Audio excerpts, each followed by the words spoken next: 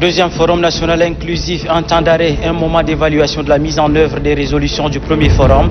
Toutes les forces vives y sont conviées. Les travaux ont été lancés ce 29 octobre par le président de la République, Idriss Déby Itno. Cérémonie d'ouverture comme si vous y étiez, à suivre en vitrine de ce journal. N'est pas évaluateur qui veut, c'est un exercice délicat qui exige une certaine habileté et surtout de la responsabilité. Il est important de voir la réalité en face, d'identifier les problèmes majeurs qui exigent des réformes. Propos du président de la République, Idriss Déby Itno, invitant les participants à l'objectivité.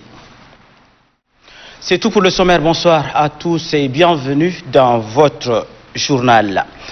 Deuxième forum national inclusif, le coup d'envoi des travaux a été lancé ce 29 octobre au palais du 15 janvier. Coup d'envoi donné par le maréchal du Tchad. Le président de la République, Idriss Déby Itno, prennent part à ces assises les représentants de toutes les corporations socio-professionnelles et c'est l'occasion d'évaluer la mise en œuvre des résolutions du premier forum. Adef Ahmad Berama. Au palais du 15 janvier, lieu chargé d'histoire et constituant un symbole, s'y tiennent les travaux du deuxième forum national inclusif, concrétisation de l'annonce faite par le président de la République lors de son investiture à la magistrature suprême le 8 août 2016.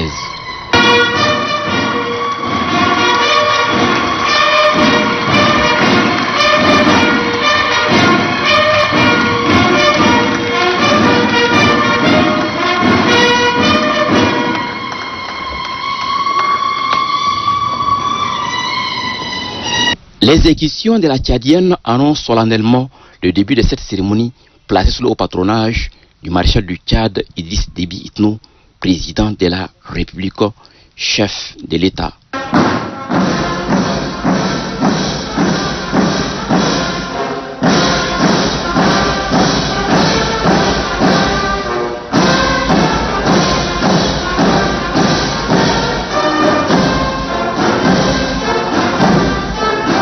Le deuxième forum national inclusif sera consacré à l'évaluation de 2 ans de mise en œuvre des 74 résolutions issues des premières assises nationales.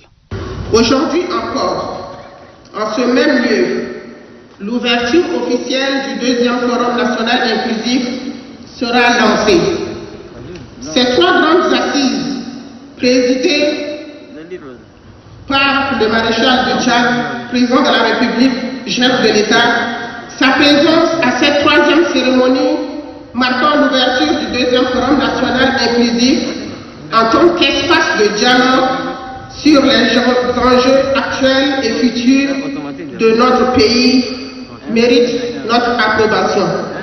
Merci maréchal du Tchad pour avoir sacrifié toute votre vie pour l'avenir et le devenir du Tchad, que nous vous voulez beau, émergent et surtout avec des institutions fortes. Les travaux du deuxième forum national inclusif revêtent des enjeux et portées majeures. Des discussions jaillit la lumière, a-t-on coutume de dire, tous ensemble, dans un élan fortement patriotique, débattons dans un climat serein. Nous avons un seul et même pays qui s'appelle le Tchad.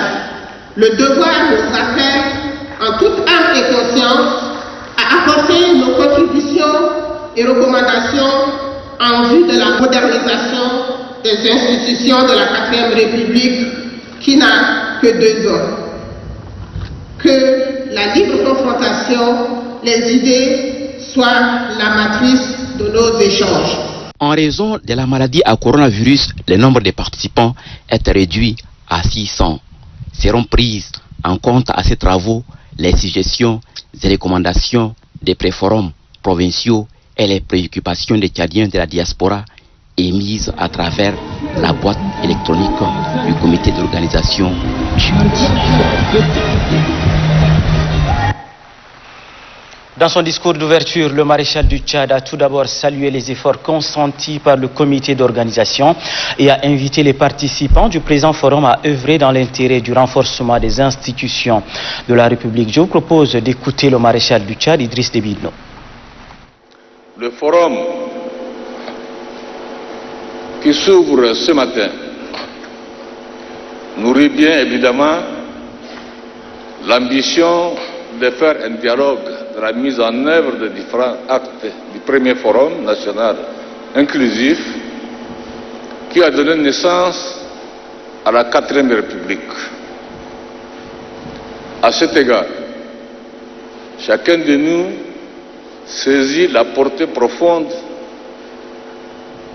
et les enjeux véritables de cette rencontre. En décidant de manière souveraine de réformer la nation et de l'engager résolument sur la voie de l'émergence économique et de la prospérité sociale, les Tchadiens ont posé un acte historique. Les réformes engagées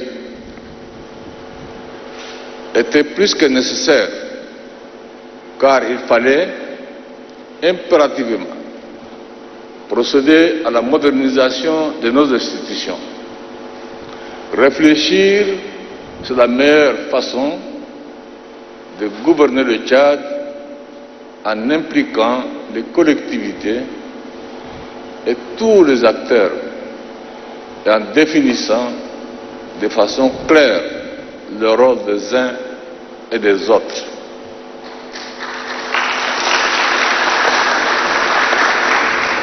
Notre monde étant en perpétuelle mutation, le Tchad, pays stratégique que la géographie a placé au cœur de l'Afrique, en plein Sahel, a l'obligation de disposer d'institutions efficaces capables de faire face aux multiples défis. 2 ans après cet engagement, c'était un engagement collectif. Il serait présomptueux de dire que tout est pour le mieux dans le meilleur du monde. D'ailleurs, en vous proposant des évaluations biennales du vaste chantier de réforme, nous avions conscience du caractère perfectible de notre programme et de la nécessité d'opérer des ajustements progressifs pour plus d'efficacité et d'efficience.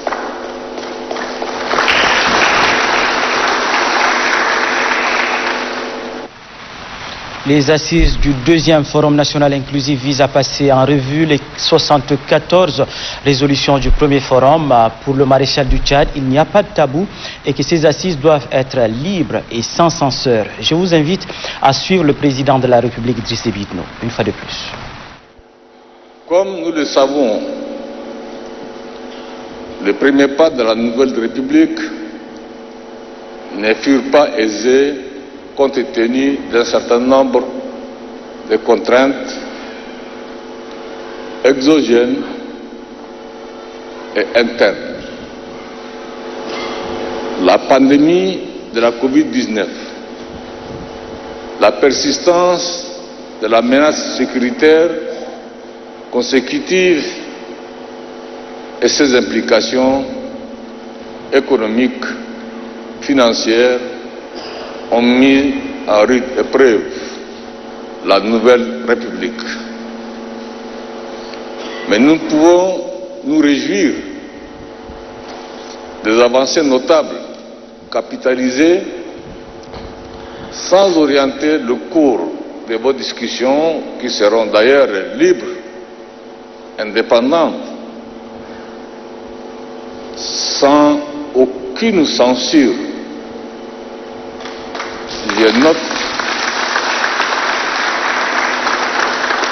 Je note que les réformes institutionnelles ont été presque à terme. Aujourd'hui, la citadelle institutionnelle née du premier forum national inclusif affiche complet. Il vous revient cependant d'analyser l'efficacité opérationnelle de nos institutions et de tirer des leçons qui s'imposent pour soit opérer un recadrage ou soit rectifier le tir. Il est évident que certaines nouvelles institutions ont mieux fonctionné et d'autres ont montré des signes de faiblesse. Sur le terrain des réformes de la justice, ou celles en lien avec la consolidation de la paix, de la stabilité, les actions encourageantes ont été enregistrées, comme chacun de nous le constate à l'aune des faits et des actes. En matière de promotion de la femme et des jeunes,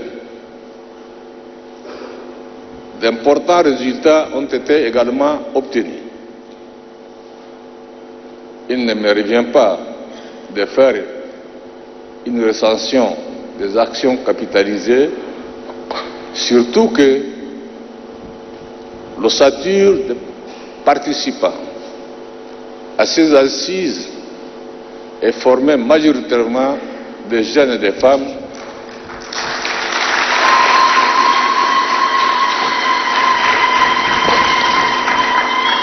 à eux et à elles de témoigner ou mieux réfléchir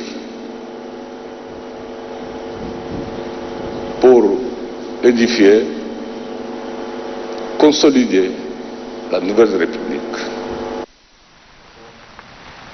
Le maréchal du Tchad, le président de la République Idriss Déby Itno, aussitôt fini avec le cérémonial de l'ouverture de ce deuxième forum, place aux travaux proprement dit. Premier thème débattu, la réforme en vue de la consolidation de la paix, de l'unité nationale et de la stabilité de l'état de droit. Maral et Joséphine étaient dans la salle, son compte rendu. Juste après l'ouverture officielle de la cérémonie du deuxième forum national inclusif, faite par le maréchal du Tchad, Idriss Déby Itno, président de la République, l'on assiste à l'installation du présidium. C'est une équipe de 22 membres composée de 5 présidents, 5 rapporteurs et 12 conseillers. La présidence de cette instance suprême du forum est assurée par Mariam Mamanour. Pour canaliser le débat et travailler dans la stricte discipline, l'assistance a pris connaissance du règlement intérieur. Il s'en est suivi de la présentation d'un thème intitulé « La réforme en vue de la consolidation de la paix, de l'unité nationale, de la stabilité, de l'état de droit et de la bonne gouvernance ». Ce thème, selon l'intervenante Hélène Labatim, s'éclate en 16 résolutions, lesquelles résolutions ont fait l'objet d'un suivi par un comité mis en place à cet effet. Hélène Labatim souligne qu'après un travail assidu, le comité se réjouit des résultats. Pour elle, la plupart des résolutions est réalisée et d'autres sont en cours de réalisation. L'intervenante estime que l'espoir est permis avec la volonté qu'affichent les plus hautes autorités pour aller au bout de leur ambition. Celle-ci fait des suggestions sur lesquelles les décideurs doivent s'appuyer pour mettre en œuvre ces résolutions, combien importantes pour la vie de la nation. Cette présentation s'est soldée par un riche débat qui, l'on espère, pourra bien enrichir le document.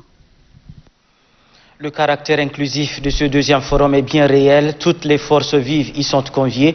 On note la présence d'ailleurs du président de l'Union des forces démocratiques pour le développement intégral, Abdelwahid About Makkai, qui était en exil au Caire en Égypte.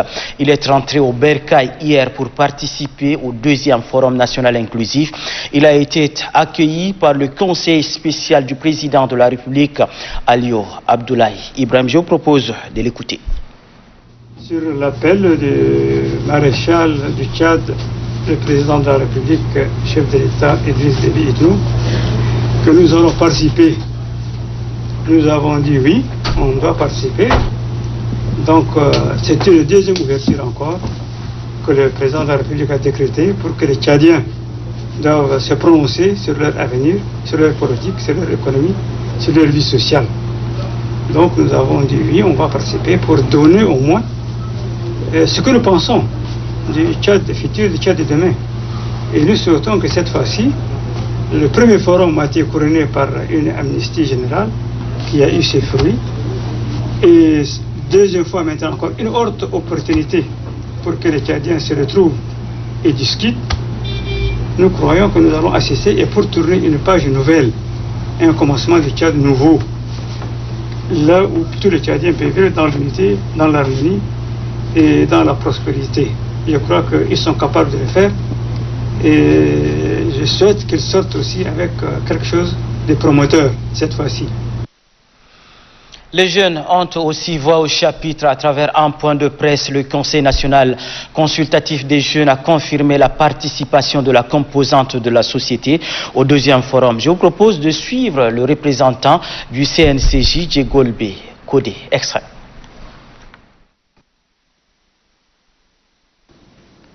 Le ministère en charge de la jeunesse décide d'accompagner le CNCJ à l'organisation de son congrès ordinaire prévu du 3 au 5 décembre 2020. Je tiens à informer les organisations des jeunes, les pouvoirs publics, les partenaires au développement, que le seul interlocuteur entre les organisations de jeunes et le ministère de tutelle reste le bureau exécutif en place. Dès lors, j'invite donc le CNCJ, les organisations de jeunes et toute la jeunesse tchadienne à faire preuve de responsabilité et de sagesse pour l'organisation de ce congrès dans des conditions idoines afin d'avoir un bureau qui reflète les choix des jeunes. La date des dépôts des candidatures sont fixées à partir du 28 octobre au 27 novembre 2020. Le président national du Parti du Peuple pour le changement démocratique, qui prend activement d'ailleurs part aux travaux du deuxième forum, a décliné à la veille de cet événement les propositions de son parti pour ce deuxième forum. Je vous propose de l'écouter. Le deuxième forum national inclusif est une rencontre capitale et historique où la vie de notre pays en dépend. Nos propositions sont déclinées en 9 points, à savoir la suppression du serment confessionnel, qui est réduire l'âge de la candidature à l'élection présidentielle de 45 à 40 ans pour donner l'opportunité à la jeune génération. Mettre l'accent sur la jeunesse en créant une plateforme composée uniquement des jeunes afin de réfléchir sur les besoins réels de la jeunesse. L'aspect genre doit être au rendez-vous car il constitue plus de 52% de la population. La réforme de la justice constitue une condition sine qua non pour le vivre ensemble des Tchadiens. La santé, il faut créer un comité de réflexion pour anticiper sur les pandémies ou les épidémies, à l'exemple des coronavirus ou les chikungunya, qui ont déstabilisé sérieusement notre système sanitaire. Autre aspect de l'actualité, le ministre de l'Enseignement supérieur David Oudingar Ngarimadine a officiellement inauguré hier 3 espaces au profit des écoles doctorales. Il s'agit des bibliothèques numériques des universités de N'Djamena. Ces bibliothèques virtuelles sont mises en place grâce à un partenariat avec l'ONG Bibliothèques sans frontières. L'ambassadeur de France au Tchad, Bertrand Koucheri, et les présidents des universités du Tchad y ont pris part. Kadnouba, Théophile, reportage. Des bibliothèques numériques pour renforcer les capacités des écoles doctorales afin de permettre aux étudiants-chercheurs d'avoir un accès libre aux recherches. Ces outils non moins importants en cette période de coronavirus où les déplacements et les attroupements sont limités sont en adéquation avec la nouvelle tendance, affirme le président des universités du Tchad. Pour l'ambassadeur de France au Tchad, ces outils permettent aux doctorants d'avoir les meilleures conditions pour préparer leur thèse. Et les outils numériques permettent de s'affranchir d'un certain nombre de contraintes de l'espace, de l'éloignement, des barrières géographiques. Le ministre de l'Enseignement supérieur et de l'Innovation appelle les responsables des universités à en faire bon usage. C'est une vraie opportunité pour ces doctorants dans la mesure où nos universités ne sont pas encore assez dotées de bibliothèques de niveau international. Avec ces bibliothèques numériques, nos doctorants disposent d'un fonds documentaire de qualité. Ces matériels de recherche dont les liseurs ont une autonomie de 3 semaines permettront à 30 étudiants-chercheurs de travailler au même moment à domicile sans être connectés à l'Internet. Activité des membres du gouvernement, toujours la ministre de l'Énergie, Ramatou Mahamat Ontouin, a, elle, reçu hier l'ambassadeur de la République fédérale du Nigeria au Tchad. Les échanges ont porté sur l'interconnexion du réseau électrique entre le Tchad et le Nigeria. On en parle avec Marale Joséphine. Cette visite de courtoisie et d'échange effectuée par l'ambassadeur de la République sœur du Nigeria, Zana Umaru Bukar Kollo, au ministère de l'Énergie dirigé par Ramatou Mahamat Ontouin porte essentiellement sur les relations de coopération que les deux pays entretiennent il y a fort longtemps. Une opportunité que ces personnalités ont mis en exergue pour étudier les possibilités d'interconnexion du réseau électrique entre ces pays frères et amis qui partagent les mêmes réalités socio-économiques. Pour l'ambassadeur de la République fédérale du Nigeria, son pays est engagé à accompagner le Tchad dans son programme de développement. Zana Umaru Bukar Kollo informe qu'un comité de pilotage est à pied d'œuvre pour l'étude de faisabilité. Celui-ci d'ajouter que son pays, dans le cadre de la coopération sud-sud, entend diversifier les actions pouvant contribuer au décollage économique du Tchad. Le ministre délégué à la présidence de la République chargé des armées, des anciens combattants et victimes des guerres, Mahamat Abali Salah, a visité hier, mercredi, l'hôpital militaire d'instruction. C'était pour s'imprégner du fonctionnement de cet hôpital. Mahamat Lamana. L'hôpital militaire reçoit la visite du ministre délégué à la présidence de la République chargé des armées, des anciens combattants et des victimes de guerre, le général de corps d'armée Mohamed Abba Ali Salah. L'objectif de la visite du ministre, accompagné du chef d'état-major général des armées, Abakar Abdelkerim Daoud, est de constater de visu les réalités de cette structure.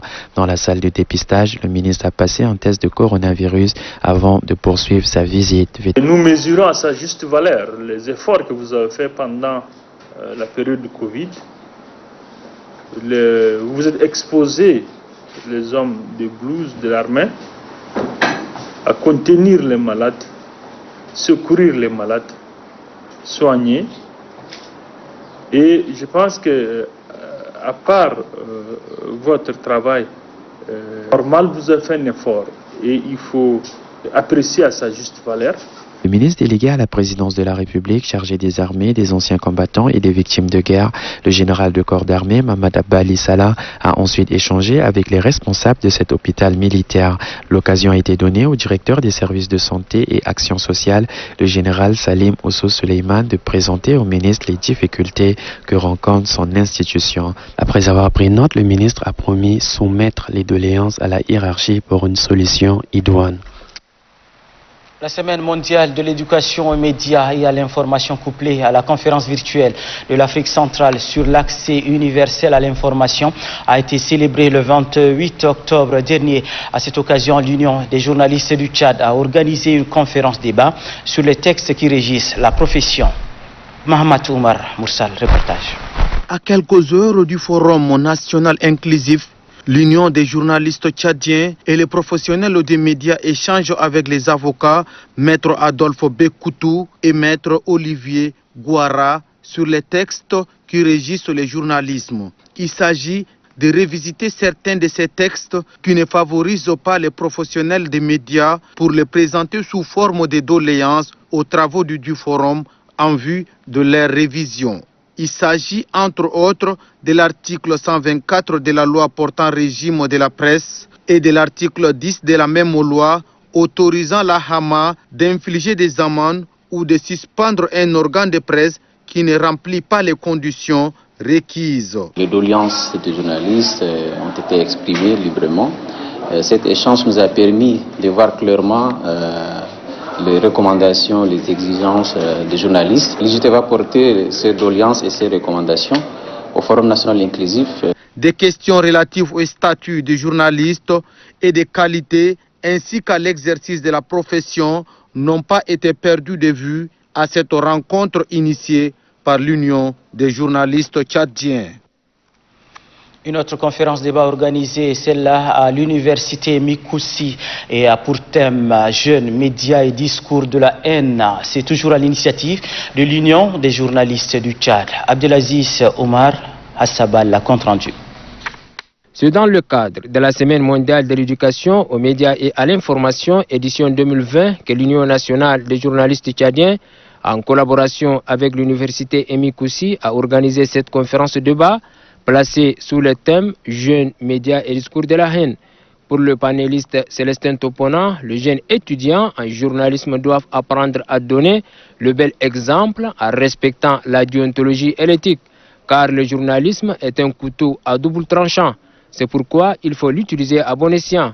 Quant au second intervenant, Belngar l'armée la guerre, les journalistes doivent prendre distance de propos haineux et œuvrer pour la paix et la concorde nationale. Des conseils ont été également prodigués aux étudiants par le président de l'Union des journalistes tchadiens. Nous avons choisi ce thème, le thème de jeunes, médias et discours de la haine. C'est pour sensibiliser les jeunes tchadiens sur le danger du discours de la haine et sur l'utilisation responsable des moyens de communication tels que les réseaux sociaux. Par la célébration de la Semaine mondiale, l'UJT entend contribuer à l'atteinte de nobles buts de processus d'éducation et de communication à la lumière du développement constant des médias et de la communication. La communauté musulmane du Tchad a célébré hier nuit à la grande mosquée Roi Faisal l'anniversaire de la naissance du prophète de l'islam Mohammed. C'était en présence du président du Conseil supérieur des affaires islamiques du Tchad, Mohamed Khatir Issa. Prières et autres louanges ont marqué cette commémoration. Mohamed Oumar Moursal.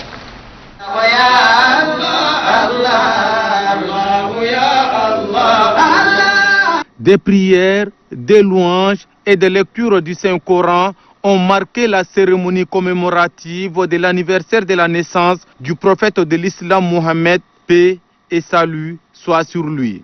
Cette année, la thématique retenue par le Conseil supérieur des affaires islamiques du Tchad est « Rehausser ta renommée ». En cette période de crise sanitaire à Covid-19, les fidèles musulmans ont imploré Allah le Tout-Puissant d'épargner tous les Tchadiens de cette pandémie qui a fait des milliers de victimes au monde. Le président du Conseil supérieur des affaires islamiques du Tchad, Dr Mohamed Khatir Issa, au nom des musulmans, condamne avec fermeté certains individus mal intentionnés dénigrant avec haine le prophète de l'islam qui, selon lui, a été envoyé sur terre clémence à l'humanité. Il demande par ailleurs la communauté tout entière à cultiver la paix, le pardon, la cohésion, l'union et la cohabitation pacifique. Cette information bref et en image pour la suite de l'édition. Le Conseil supérieur des affaires islamiques, en collaboration avec l'ONG Qatar Al-Khairia, ont organisé ce matin à la grande salle de la mosquée Roi Faisal une cérémonie de remise de kits scolaires à plus de 200 orphelins. Pour le directeur de l'ONG Qatar Al-Khairia, Abdelhamid Mohamed, son organisation se fixe comme objectif d'aider les orphelins pour leur plein épanouissement. Selon le directeur des affaires sociales du Conseil supérieur des affaires islamiques, Mohamed Adam Mukhtar, ce geste permettra aux orphelins de bien finir leur cycle éducatif. La journée internationale de la liberté religieuse, elle a été célébrée le 27 octobre dernier. À cette occasion, l'ambassade des États-Unis au Tchad a organisé une conférence débat sur le thème « Faire progresser la liberté religieuse par l'éducation, les droits de l'homme et le respect des différences ». La conférence s'est déroulée en présence de la chargée d'affaires de l'ambassade des États-Unis au Tchad. Moussa Boudou Abdoulaye, reportage. La liberté religieuse. Cette question a été passée au scanner à cette conférence débat organisée par l'ambassade des États-Unis d'Amérique au Tchad. À cette conférence animée par Hamid Allati et Mohamed Garba, deux cadres du Centre national de curricula. L'accent est particulièrement mis sur la liberté religieuse par l'éducation, le respect des droits de l'homme et des différences. Pour mieux faciliter la compréhension, les orateurs se sont focalisés sur des exemples pratiques. Et le Tchad offre au monde un exemple de communautés religieuses qui se rassemblent autour des objectifs, des aspirations et des rêves communs pour l'avenir de la nation. Et les États-Unis s'engagent en faveur de la liberté religieuse et soutiennent les efforts de nos partenaires pour instaurer le respect mutuel et l'inclusion dans tous les secteurs de la société. Cette conférence débat s'inscrit dans le cadre de la Journée internationale de la liberté religieuse, célébrée chaque année le 27 octobre. L'école Madrasa, construite par des bienfaiteurs turcs et l'organisation TICA, a été inaugurée en présence du directeur général chargé du bilinguisme. Noubadoumbaï Talomati, reportage. Ces salles de classe et de latrines sont un don des bienfaiteurs turcs de concert avec l'agence de coopération TICA à l'école arabe de Madaga dans la commune du 1er arrondissement.